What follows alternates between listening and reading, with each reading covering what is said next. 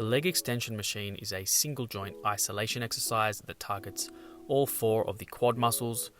So the muscles that make up the quads are the three vastus muscles, which are the vastus medialis, the vastus intermedius, and the vastus lateralis. And the fourth muscle is the rectus femoris, which is a muscle in the quads that runs right down the middle of your thigh. What makes the leg extension machine somewhat unique when it comes to targeting the quads is that it preferentially targets the rectus femoris more than the other quad muscles. So theoretically, if all you ever did was squats, you may have an underdeveloped rectus femoris, which is why the leg extension machine is an important exercise in my programming. It's important to note that the three vastus muscles do not cross the hip joint. All they do is extend the knee, whilst the rectus femoris does cross the hip joint and the knee joint. So the rec fem can not only extend the leg at the knee joint, but it can also flex the hip. Now, knowing this important anatomical and biomechanical principle can affect how you perform your leg extension exercises. Most leg extension machines will have you in a seated position with your torso on a slight lean back.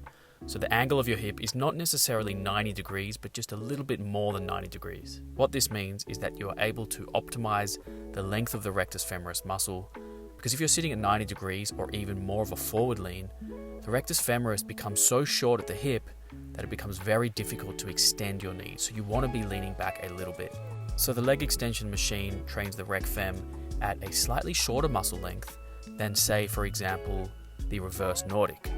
As you can see here, during a reverse Nordic, the hip angle is in a straight line. There's no forward lean, there's no bend in the hip at all. This means the rec fem is lengthened throughout the full range of motion. In particular, at the very bottom of the range of motion, when your knee is fully bent, this is where your rec fem is at its longest muscle length, so you're able to overload that muscle at long muscle lengths.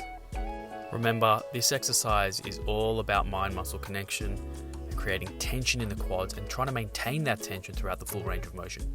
So you want to come down to a position where you still feel tension on your quads, and when you get to the top, try to squeeze your quads and shorten them as much as possible, and then slowly lower back down to the bottom position during the eccentric.